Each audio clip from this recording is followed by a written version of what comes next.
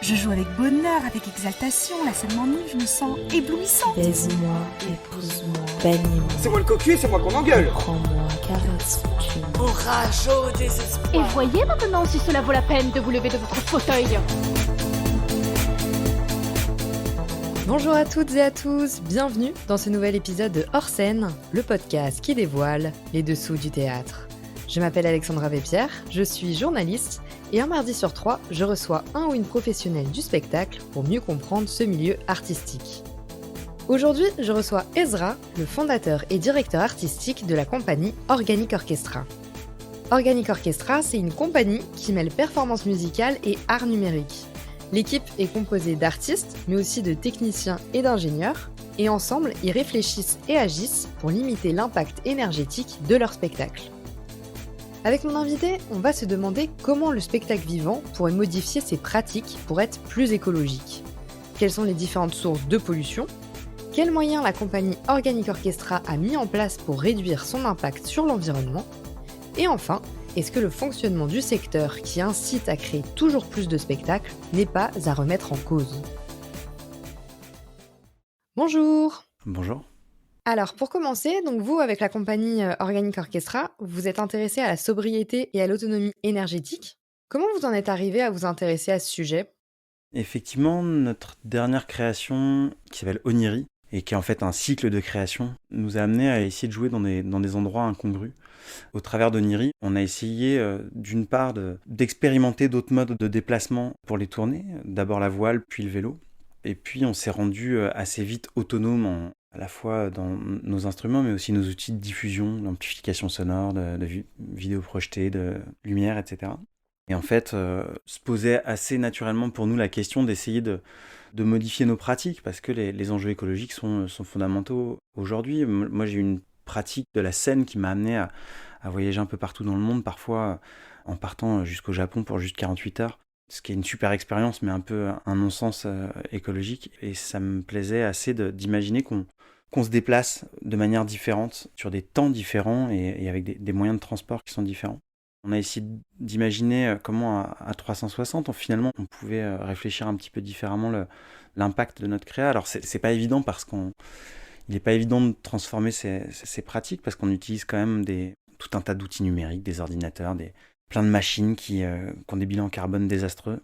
Et à la fois, on a envie de pouvoir garder ce qu'il y a de chouette et puissant dans ces pratiques qui sont nouvelles, avec ces outils nouveaux, mais tout en réduisant au maximum l'impact là où on peut, quoi. Du coup, on s'est amusé, par exemple, à essayer de réduire le plus possible la consommation d'énergie nécessaire pendant la durée du spectacle. On s'est donné le pari de faire un spectacle à moins d'1 kWh, ce qu'on a réussi à faire. Pour une centaine de personnes au départ, maintenant pour des jauges de 250 personnes en extérieur, on consomme 660 Wh pendant 1 heure de spectacle. C'est-à-dire moins qu'un projecteur qu'on appelle un par dans une salle de spectacle ou moins qu'une bouilloire pour faire de la musique amplifiée, de la vidéo projetée et de la lumière. À travers ce spectacle-là, finalement, ça nous a amené à non seulement à essayer de déplacer nos pratiques, mais à encourager aussi tous les partenaires avec lesquels on monte les tournées, en fait, à se déplacer un peu, et juste comme j'expliquais tout à l'heure, non pas de se déplacer pour une seule date, mais d'essayer de monter des parcours de territoire. Et ça nous amène comme ça à nous déplacer pour 3, 5, 10 jours sur un territoire donné. Et on se déplace aujourd'hui avec des vélos, et on transporte avec ces vélos l'ensemble de notre matériel pendant les 10 jours de tournée dans différents coins de France. Pour revenir sur ce que tu disais à propos de votre consommation d'énergie, comment vous avez procédé pour être autonome en énergie et pour consommer moins d'1 kWh par spectacle ? Ça a été pas mal de bidouilles dans le garage. Pour réussir à descendre sous ce kilowattheure, on a déjà expérimenté plein de choses chez nous. Et puis on s'est fait accompagner aussi par différentes personnes, par les copains du Low Tech Lab à Concarneau, par des laboratoires à Grenoble, en fait par un dispositif qui s'appelle l'Atelier Art Science, qui a été créé entre l'Hexagone, qui est une scène nationale, et les labos du CEA. Et là, on a rencontré pas mal d'ingénieurs différents, déjà pour imaginer quelles pouvaient être les ressources énergétiques pour pouvoir faire notre spectacle, et puis aussi sur cette réflexion de réussir à faire en sorte de consommer moins, quoi.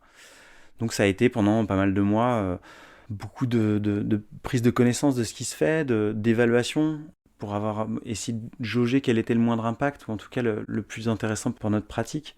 On a passé autant de temps dans des labos et des garages que dans les salles de spectacle pour créer ces dispositifs-là, quoi. Malheureusement, aujourd'hui, il y a assez peu de dispositifs d'accompagnement pour pouvoir développer ça. Donc ça a été beaucoup de temps offert par les gens, en fait, quoi. C'est des sujets qui intéressent pas mal de monde et du coup, il y a pas mal de gens qui se sont prêtés au jeu. Et donc, qu'est-ce que c'est exactement comme dispositif? On a différents dispositifs comme ça qui sont, par exemple, toutes les lumières du spectacle sont faites en 12 volts avec des ampoules à filaments LED qui consomment pour le coup très peu d'énergie. Et on a, au lieu de passer par des gradateurs et du tungstène qui est super en termes de chaleur, sauf que effectivement ça chauffe presque plus que ça éclaire. Et donc ça demande beaucoup d'énergie. Donc on est passé sur des dispositifs à LED en essayant de garder des ampoules qui soient les plus chaleureuses possibles. Voilà, on est passé tout en 12 volts, des ampoules qu'on puisse quand même graduer, qui puissent quand même avoir des changements d'intensité. Et puis, plutôt que de passer par un gradateur, comme on fait habituellement, on a créé avec un petit Raspberry, et un copain, Martin Herman, a développé Lampignon, qui est un petit programme qui nous permet de contrôler, de piloter une conduite sur ces différents dispositifs au travers d'un Raspberry. Pour la lumière, on a créé ce petit Lampignon. Ça a été notre plus gros poste. On est passé de environ 2000 Wh auparavant à 30 Wh pour la durée du spectacle en lumière. L'énorme progression qu'on a pu faire, c'était à cet endroit-là. En vidéo, on a cherché à monter des dispositifs avec une lumière qui ne serait pas des ampoules de vidéoprojecteurs. Enfin, on a essayé plusieurs choses. Il n'y avait rien de très très concluant pour pouvoir avoir suffisamment de luminosité, de définition, etc. pour peu de consommation énergétique. Donc on s'est orienté vers des vidéoprojecteurs qui sont assez nouveaux maintenant, qui sont des vidéoprojecteurs laser. Pour le coup, l'énergie grise de ces machines n'est pas terrible parce qu'il faut les commander en Chine. C'est un peu le dernier cri finalement des vidéoprojecteurs de salon, quoi. On n'est pas tellement sur du réemploi à cet endroit-là. On a fait le choix de machines qui sont récentes mais qui sont pour le coup très performantes et qui ont un super rapport de luminosité et de coût énergétique, quoi. Donc c'est une machine qui pour environ 200 watts nous offre 7000 lumens, ce qui est aujourd'hui ce qu'on fait de mieux en fait. Et puis en son, ça a été du design de machines avec un copain qui s'appelle Shark Amp, avec lequel on a recréé un système de diffusion amplifié qui est lui-même nos remorques en fait. Enfin, nos remorques de vélo sont aussi les caissons de basse du spectacle et on s'est débrouillé pour faire en sorte que ce soit ce même objet qui nous permette de pouvoir ranger le matériel. Je vais passer un peu sur les points techniques exacts, mais c'est des dispositifs avec les systèmes d'amplification qu'il y a aujourd'hui qui consomment moins de 100 watts pour un public de 150 personnes. Donc petit à petit, on a d'abord calculé combien on consommait, on a identifié où étaient les plus gros postes, et petit à petit, on a soit réduit, soit transformé les machines qu'on utilisait, quoi. Ce que ça nous a appris, c'est que l'énergie la plus propre, c'est celle qu'on consomme pas, en fait, quoi. Et donc, un des gros enjeux, ça a été de garder juste l'essentiel de ce dont on avait besoin pour pouvoir faire notre performance, quoi. Et est-ce que tu sais combien vous consommiez d'énergie avant toute cette réflexion pour qu'on ait un ordre de grandeur? Alors, c'est une vaste question parce que ça dépend tellement des spectacles, ça dépend du cadre des spectacles, mais si je prends un objet comme le Bionic Orchestra 2.0, qui est un spectacle qu'on jouait encore en 2014, qui était pour une petite jauge aussi, on pouvait monter jusqu'à 300 personnes, mais ça restait des petites jauges. On avait un dispositif qui n'était pas énorme, mais qui atteignait facilement les 20 kWh, notamment à cause de la lumière, mais aussi parce que voilà, les choix n'étaient pas vraiment sur l'optimisation de cette consommation d'énergie, quoi. Maintenant, il y a des spectacles en musique actuelle ou dans des shows événementiels, etc., qui vont bien au-delà de ça encore. On se retrouve avec parfois plusieurs centaines de kilowattheures pour une seule heure de spectacle sur des shows importants. Alors, c'est aussi des formes souvent qui s'adressent à un plus grand nombre de personnes, mais quand même, le ratio d'énergie dépensée par personne est quand même vraiment plus important dans les pratiques habituelles, quoi. Et petit à petit, la conscience de cette consommation vient dans les équipes techniques, dans les directions et l'orientation que prennent les lieux ou les créations des artistes. Mais d'une part, on a du matériel qui est déjà là. Ensuite, on a des centrales nucléaires qui permettent que l'électricité soit pas trop chère en France. Ça fait que le robinet étant grand ouvert, on ne fait pas tellement attention à ça, quoi. Je pense qu'il y a à la fois la conscience écologique qui est en train de grandir, il y a des technologies qui permettent de pouvoir se replier sur d'autres choses. Alors c'est pas toujours la dernière technologie qui est le meilleur choix, hein, parce que ce qu'on appelle l'énergie grise, c'est-à-dire toute l'énergie qui a été nécessaire pour la production d'un objet et parfois ne sera jamais amortie pendant la vie de cet objet. Et c'est le cas un peu des LED par exemple qui posent question. C'est souvent les questions que peuvent poser des machines comme nos ordinateurs. L'idée n'est pas toujours de se jeter sur la dernière technologie, il faut souvent commencer par essayer de réduire les besoins. Et puis après, effectivement, on optimise en allant chercher des choses qui sont plus adaptées, quoi. Donc là, tu nous as expliqué comment vous avez limité au maximum votre consommation d'énergie. Mais après, il y a un autre aspect, c'est que vous êtes autonome en énergie. Donc ça veut dire que vous pouvez jouer partout sans avoir à vous brancher à une prise. Comment vous faites pour produire votre propre énergie? On ne produit pas directement de l'énergie. On transforme en fait de l'énergie musculaire, par exemple, en énergie électrique, à travers un principe mécanique, en fait. En l'occurrence, nous, on a 2 sources principales d'énergie pour pouvoir créer ce spectacle, pour pouvoir alimenter ce spectacle, pardon. On a quelques panneaux solaires qui nous permettent de recharger les batteries, et on a un vieux rêve sur lequel on a bien du mal à résoudre quelques éléments techniques, qui est de réussir, dans les jours où il fait pas beau, à produire suffisamment d'énergie en pédalant. Alors pas en pédalant quand on se déplace avec nos vélos, parce que là l'énergie musculaire elle est déjà utilisée pour déplacer nous et notre matériel, mais pendant les temps de pause et en amont du spectacle, notamment en invitant le public à pédaler sur nos vélos, à pouvoir générer, ou plutôt capter suffisamment d'énergie pour pouvoir recharger les batteries qui nous servent à jouer. Notre stockage sont aujourd'hui les batteries des vélos à assistance électrique qui nous permettent aussi de nous déplacer. On a chacun 60 kg à déplacer en plus de nos corps et on a fait le choix, notamment pour les endroits dans lesquels il y a un peu de relief ou sur les plus longues distances, d'avoir une assistance électrique. La batterie est le même objet qui nous permet d'alimenter le spectacle. Et on espère un jour ou l'autre réussir à optimiser suffisamment la chaîne de transformation énergétique pour que le pédalage de nos vélos en quelques heures par jour puisse nous permettre de recharger ce kilowattheure dont on a besoin pour le spectacle. Aujourd'hui, on arrive à peu près à produire en moyenne 50 watts-heure par personne qui pédale. Ce qui fait que comme on a 4 vélos, il faut pédaler environ 5 heures non-stop sur 4 vélos pour pouvoir produire l'énergie du spectacle. C'est pas évident. Donc dans certains cas encore, on recharge ses batteries sur le 220, notamment quand il n'y a pas suffisamment de soleil. Mais on est en train de continuer à essayer de trouver des solutions. La force de ça, c'est que ça nous permet malgré tout de pouvoir jouer dans des endroits complètement débranchés, des endroits un peu particuliers, atypiques, en plein milieu de la nature, dans des friches, dans des espaces publics, etc. Ok, donc là, on s'est surtout intéressé à la consommation d'énergie. Mais qu'est-ce qu'il y a d'autre comme source de pollution dans le spectacle vivant? La première qui me vient en tête, c'est évidemment le transport, parce qu'on peut très facilement se retrouver à faire 1000 km pour aller faire une date, quoi. Le poste des déplacements des équipes artistiques, mais en fait de toute la logistique qui va autour, est très important. Il y a bien sûr la masse des déplacements de l'ensemble des publics aussi. Quand on est face à une scène de proximité ou à un très grand festival, on ne parle pas du tout des mêmes masses. Des festivals d'ampleur européenne comme le Hellfest ou Dour ou tout un tas de trucs comme ça déplacent des gens qui viennent parfois de très loin et des masses importantes de gens qui viennent de loin. Ensuite, bien sûr, il y a toute la consommation numérique qui s'est développée à vitesse grand V et même encore, peut-être plus encore la dernière année. On a beaucoup de mal en tant qu'usager à se rendre compte de cet impact-là, mais qui est énorme et qui est quasi invisible et qui est souvent très déporté, quoi. Les serveurs qui font tourner tous nos services de streaming, etc., sont souvent bien loin de chez nous. On ne se rend pas compte en fait de la masse de data et de puissance de calcul dont on a besoin et du nombre de systèmes de refroidissement qu'il y a besoin pour tout ça. Il y a tout un tas d'endroits qui sont intéressants sur lesquels agir aussi. Les exigences qu'on a quand on se déplace, c'est-à-dire les riders, le type d'alimentation qu'on a, le fait d'arrêter de demander des bouteilles d'eau en plastique sur scène, d'avoir nos gourdes, de demander à ce qu'il n'y ait pas spécialement de la viande à tous les repas. Enfin voilà, déplacer aussi tous nos modes de consommation. En fait, c'est énormément de choses qui sont liées aux pratiques des individus chez eux. Se questionner 2 fois sur l'usage de la voiture pour aller à une réunion ou en vacances, etc. Se demander parfois s'il n'y a pas d'autres modes d'organisation qui permettent, dans notre vie de tous les jours et dans nos pratiques, dans nos métiers, de pouvoir avoir un impact moins important, quoi. Justement, pour revenir sur la thématique des transports, tu disais que vous faisiez des tournées de territoire et que vous vous déplaciez à vélo. Mais comment vous faites quand vous souhaitez vous déplacer d'un territoire à un autre?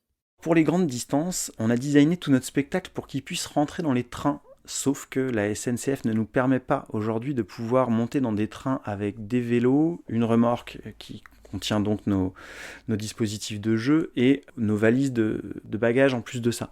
On se retrouve avec des dispositifs qui sont trop encombrants et trop lourds, et surtout avec des trains qui ne sont pas designés pour ça. Sans parler du fait que si on a un changement de train dans une ville comme Paris, ça devient assez compliqué en fait en termes de logistique de pouvoir déplacer notre bazar. Je crois qu'on va aller vers une simplification des systèmes de transport en commun pour qu'on puisse le faire. Alors, il y a déjà l'Europe qui a plus ou moins forcé la main en fait, à la SNCF pour ouvrir au moins 8 places par train. Et j'espère qu'à un moment donné, on va avoir des dispositifs dans les trains un petit peu plus adaptés pour pouvoir déplacer ce genre de matériel.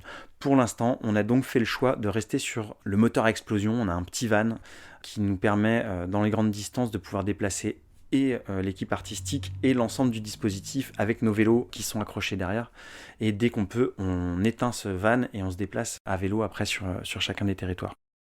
Après, dans les autres sources, de pollution, il y a les décors parce que, souvent ces décors, ils vont être créés exprès pour un spectacle et après quelques dates, donc le temps, la durée du spectacle quoi, ils vont être jetés directement à la poubelle. Est-ce que toi, tu connais des initiatives qui existent pour, réutiliser, recycler ces décors et qui finissent pas, juste à la benne, quoi? Alors effectivement, la courte vie des décors de spectacle, j'ai envie de dire malheureusement surtout dans les grosses créations en fait. Je sais que c'est un sujet important, notamment pour les opéras aujourd'hui, ce qui est fondamental parce qu'effectivement, vu les quantités de matière qui sont déplacées pour le peu de nombre de représentations, la question est vraiment importante pour des raisons écologiques et aussi pour des raisons économiques, bien sûr. J'ai eu l'occasion, pendant la Biennale Art Sciences Expérimenta, de rencontrer différents théâtres de Lyon qui travaillaient un peu là-dessus, sur des systèmes de ressourcerie, en fait, quoi, de ces matériaux. Ça implique souvent une logistique qui est un peu particulière. Il faut des espaces de stockage particuliers avec la possibilité de pouvoir montrer, prêter, entretenir ces différents, j'ai envie de dire matériaux, mais aussi les outils en fait. La question se pose pour les décors, mais la question se pose aussi pour l'ensemble du matériel qui sert dans les spectacles. C'est-à-dire que le nombre de jours d'exploitation de beaucoup de matériel est souvent faible quand il est acheté directement par des compagnies par exemple. Et il y a à la fois des ressourceries qui sont en train de se mettre en place, alors ça reste lent et inertiel, hein, parce que les modèles économiques derrière ne sont pas forcément faciles. Et puis il y a aussi des assos et des organisations entre structures de mutualisation de matériel qui permet, quand un vidéoprojecteur ne sort que 10 ou 20 fois dans l'année, qu'il ait une vie un peu plus longue, ce qui permet de mieux amortir le matériel. Il y a des initiatives qui sont de plus en plus nombreuses, pas suffisamment nombreuses, je pense encore, et puis pas suffisamment réparties sur le territoire aussi. Parce que quand on vit dans des espaces ruraux comme moi, la prochaine ressourcerie du spectacle est quand même assez loin en fait. Toujours pour continuer, sur les différentes sources de pollution, il y a aussi, ce qui va toucher, à la communication. Donc, tout ce qui va être, affiches jetables, panneaux publicitaires lumineux et cetera. Est-ce que ce sont des choses auxquelles vous avez réfléchi? Il y a eu des discussions qui ont été vraiment chouettes avec certaines équipes qui nous accueillent. Je pense notamment à deux salles, par exemple, que sont la Nouvelle Vague à Saint-Malo et aussi Bonjour Minuit à Saint-Brieuc, avec qui on a pas mal discuté de ces dispositifs de communication. Comment communiquer différemment, en fait. Et typiquement, sur cette question de la consommation de papier, c'est vite poser la question de quel type de support éditer pour pouvoir communiquer auprès d'un public local, pour aller jouer dans des espaces qui ne sont pas des espaces identifiés d'habitude.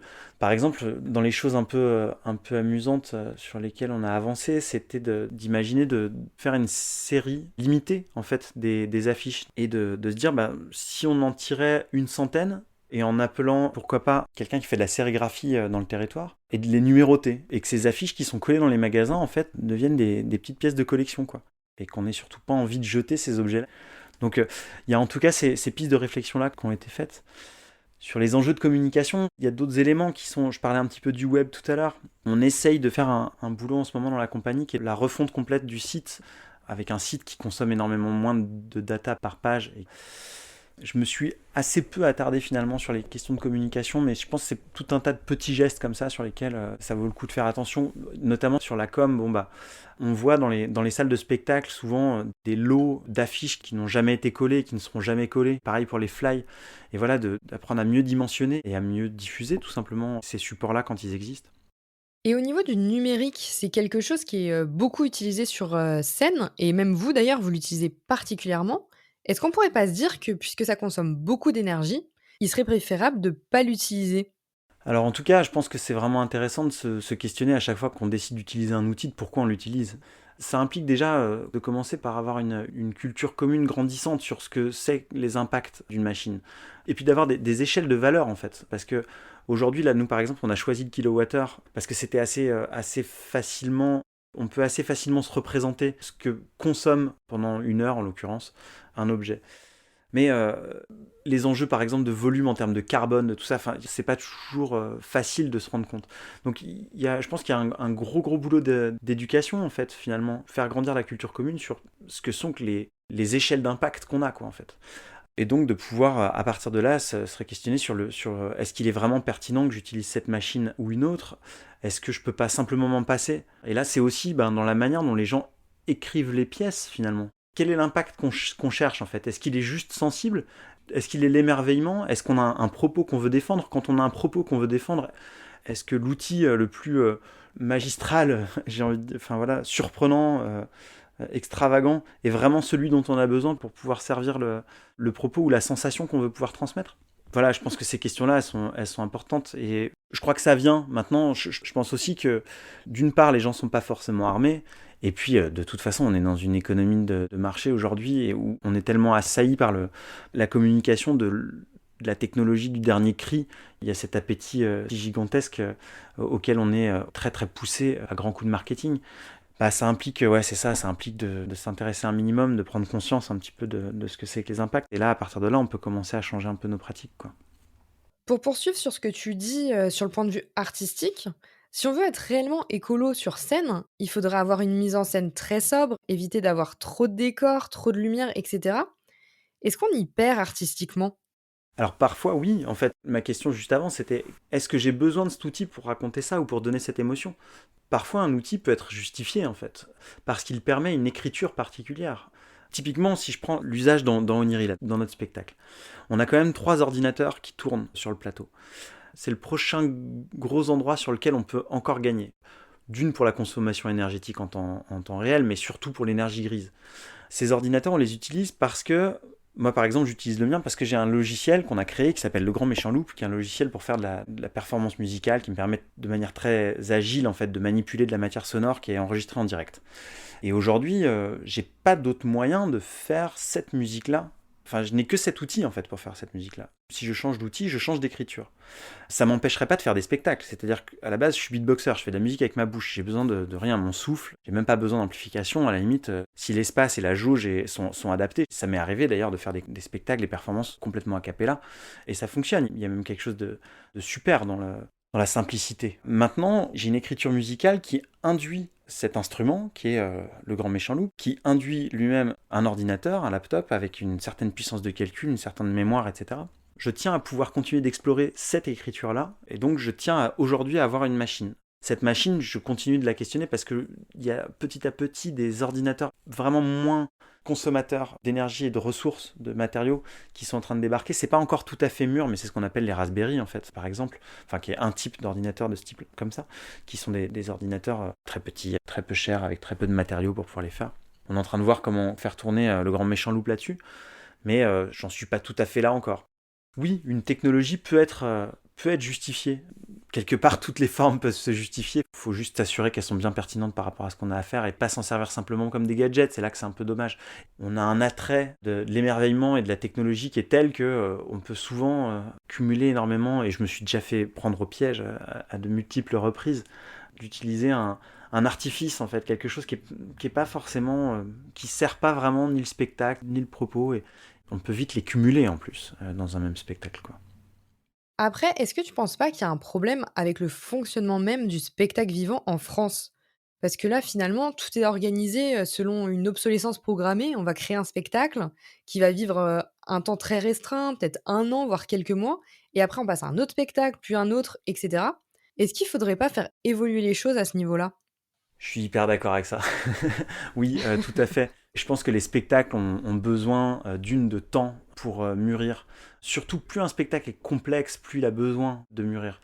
Et à la fois, on se retrouve face, aujourd'hui, d'une part, il y a tout le réseau de diffusion qui désire souvent diffuser des choses qui sont très nouvelles ou qui ont une actualité particulière. Or, un spectacle, finalement, avec de la patine, ça devient souvent tellement plus fort, quoi, quand les dispositifs techniques, l'écriture, et puis les interprètes, tout le monde, ça se bonifie en jouant, quoi. Effectivement, il est désirable que les spectacles puissent jouer le plus longtemps possible, voire plusieurs fois dans chacun des espaces, en fait. Je crois souvent que la troisième représentation dans un même lieu est hyper forte. J'aime beaucoup ce moment-là. Souvent, la première, il y a quelque chose d'un peu fragile et du coup qui marche très bien. La deuxième, on peut avoir tendance à laisser retomber de l'énergie. Et souvent, la troisième, il y a quelque chose de super qui se passe. Pour tout le monde, pour les spectateurs, pour la salle, pour l'équipe. Il y a un autre élément qui est super dommage aujourd'hui, c'est que les modèles de financement demandent en permanence de créer quelque chose de nouveau. Et pour pouvoir créer des choses qui sont évolutives, qui sont itératives, on est en dehors des lignes. Donc il faut apprendre à présenter de manière la plus élégante possible le fait que oui, on est en train de travailler sur le même propos depuis 3 ans avec des dispositifs techniques qui ont commencé à naître il y a 3 ans et pourtant notre écriture continue de changer, le répertoire continue de changer et on est en train de faire grandir des spectacles ou plutôt des cycles de spectacles à travers le temps. Et c'est hyper difficile d'expliquer ça souvent aux institutions qui financent parce qu'elles ont besoin d'une nouvelle création, et une nouvelle création si possible tous les ans. Alors, c'est plus tout à fait le cas pour les très grosses structures, en fait, ceux qui ont finalement le plus de moyens et de fonctionnement, etc. On leur demande un petit peu moins cette fréquence-là. Plus t'es petit et moins t'as de sous, et plus il faut faire des trucs souvent, quoi. Et ça, c'est un peu dur, en fait. Effectivement, je trouve que les mécanismes aujourd'hui ne sont pas du tout adaptés. Et justement, si des personnes qui nous écoutent, des théâtres, des compagnies, etc., souhaitent avoir une approche plus écolo, est-ce qu'il y a des réseaux particuliers, des collectifs qui pourraient les aider? Ouais, il y a de plus en plus de réseaux, il y a de plus en plus de tables rondes, de choses qui sont en train de se passer là-dessus. Bon, on a vu, suite au BIS, il y a 1 an et demi, là, il y avait un endroit spécifique sur le développement durable. À partir de cette période-là, en fait, on s'est rendu compte du nombre de tables rondes qui se passaient dans les réseaux des théâtres, dans les réseaux de musique actuelle, sur les problématiques écologiques. Enfin, il y a quelque chose de l'ordre de la conscience, là, aujourd'hui, qui fait qu'il y a de plus en plus d'offres, en tout cas de séminaires et de ce genre de choses, où aller un peu gratter de l'information. Ensuite, il y a des structures d'accompagnement auxquelles on peut avoir accès. Alors, je vais pas être très bon parce que je vais pas trouver là maintenant je vais avoir du mal à te donner une liste de dispositifs. Après, si t'en as, de côté, enfin que tu peux retrouver plus tard, ce qu'on peut faire, c'est que tu me les envoies et moi je les mettrai en description de l'épisode si ça peut intéresser des gens. Ouais, ça va être mieux parce que je vais pas forcément citer les bons en plus là. Ouais, ça j'ai pas bossé ça. J'aurais OK. dû aller bosser ça. On va faire comme ça. Voilà, il y a des dispositifs, il y a des structures d'accompagnement aujourd'hui sur le calcul carbone, par exemple, d'une structure, enfin le coût carbone d'un projet. Il y a tout un tas de systèmes d'évaluation finalement des impacts. Il y a aussi des choses plus alternatives qui sont qui voient le jour de manière de plus en plus importante. Il y a par exemple un réseau de bateaux spectacles en fait qui s'est créé autour d'un festival des bateaux spectacles à Loch Micheli qui a 2 ans et demi de ça.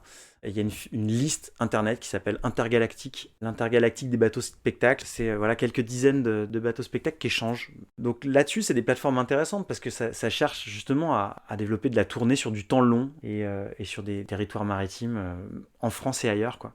Un autre collectif grandissant qui s'appelle La Poursuite, qui est un collectif de spectacles à vélo avec des compagnies qui sont un peu partout en France. C'est tout à fait pluridisciplinaire, ça va de gens qui font du théâtre, de la rue, pas mal de musique quand même. Il y a même un gars qui fait du stand-up. Enfin, il y a plein de trucs là-dedans. Autour de ce collectif, il y a un peu l'envie de constituer une fédération à un moment donné, quelque chose de très ouvert autour des vélo-spectacles, parce que ce genre de forme de diffusion est en train de pas mal se développer, quoi. Et maintenant, pour finir, est-ce que tu aurais des artistes ou des spectacles à nous conseiller? Alors, ce qui est difficile, c'est que dernièrement, quand même, il n'y a pas eu beaucoup de spectacles, hein. Oui. J'ai pas de choses Effectivement. très très fraîches là. Et je me suis assez peu prêté au jeu des spectacles sur internet.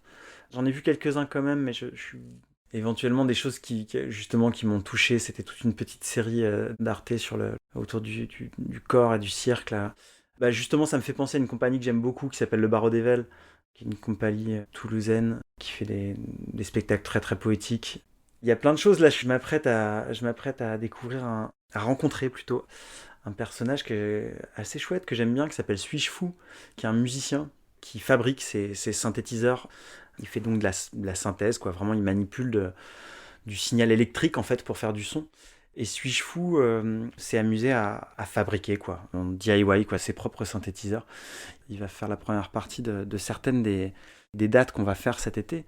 C'est une rencontre marrante et il s'est posé justement cette question de consommer très peu. Alors pour le coup, lui, il consomme vraiment très très peu pendant son spectacle, ça va être super intéressant.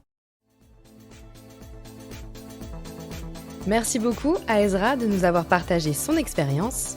Et merci à vous d'avoir écouté le 6e épisode de l'acte 2 de Hors Scène. Si vous aussi vous souhaitez partager vos expériences théâtrales, retrouvez-nous sur Facebook et Instagram, on relaiera tous vos témoignages. Si cet épisode vous a plu, abonnez-vous au podcast, laissez-nous plein d'étoiles et surtout, parlez de nous lors de votre prochain verre en terrasse, de votre prochain resto et même bien sûr de votre prochain spectacle. Ce podcast est réalisé en collaboration avec l'hilarante Laetitia Leroy qui s'occupe de nos réseaux sociaux, merci à elle. Le générique de cet épisode a été créé par Thomas Rodriguez, merci à lui. Et nous, on se retrouve très prochainement pour un nouvel épisode. Allez, à bientôt!